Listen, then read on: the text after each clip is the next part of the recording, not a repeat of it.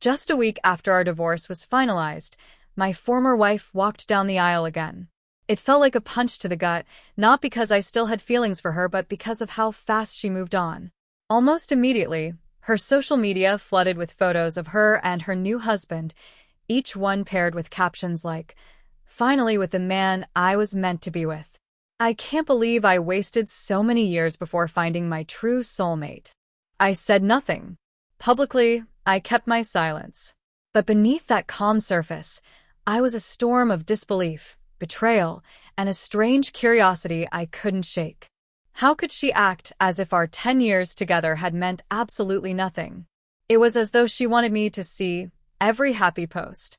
We still shared mutual friends, and she often reshared their posts highlighting her husband's gestures, bouquets of flowers, breakfast in bed, or extravagant date nights, always paired with captions like, "Ladies, this is how a real man treats his woman."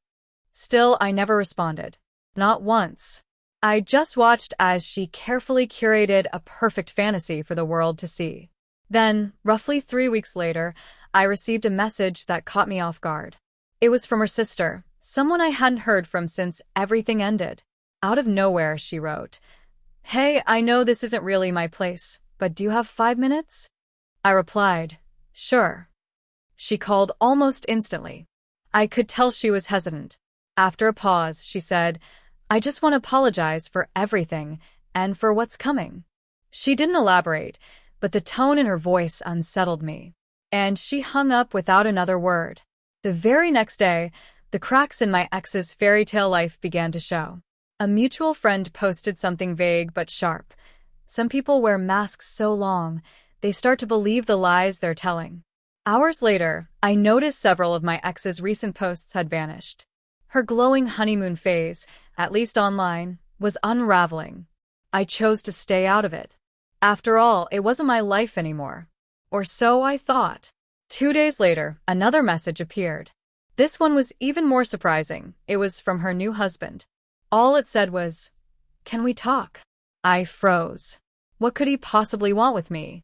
Driven by curiosity, I agreed. When he called, the first thing out of his mouth was, "I didn't realize who she really was until it was too late." His voice trembled with exhaustion and disbelief.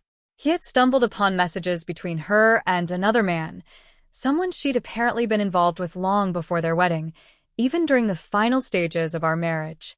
The perfect husband everyone saw was merely a rebound, a prop she used to convince herself and the world that she was still desirable and in control. He laid everything bare, how she had overwhelmed him with love at first, rushed into marriage, and then started dictating every detail of his life. It was like she needed an audience more than a partner, he explained. Every kind gesture had to be broadcasted. Every gift became content. But she never really looked at me. Strangely, I didn't feel vindicated. There was no sense of justice, no satisfaction. Just pity. The poor guy had walked straight into a storm I knew far too well. All I could offer was the only truth I'd come to accept. If she makes you feel like you're never enough, that's not on you. Just don't lose yourself trying to meet her expectations. By the end of that week, he filed for an annulment. Their marriage hadn't even lasted a full month. She never addressed it publicly. Her once glowing Instagram turned into a blank slate. No more romantic captions. No more cheerful selfies. Just silence. Then, a few days later, she texted me for the first time since we parted ways. All it said was, "I messed up." I didn't write back. There was nothing left to say. I had spent a decade trying to mend a relationship she refused to admit was broken. I wasn't going to waste another moment explaining what she already knew deep down. That night, I sat out on my balcony with a drink in hand, watching the sky fade from one color to the next. And for the first time in what felt like forever, I wasn't angry. I wasn't sad. I was at peace. Maybe that perfect husband never existed. But I finally stopped pretending I needed closure from someone who never gave me peace to begin with. Sometimes, the greatest form of revenge isn't payback. It's simply choosing to live well and walk away, never once looking back at the wreckage you left behind.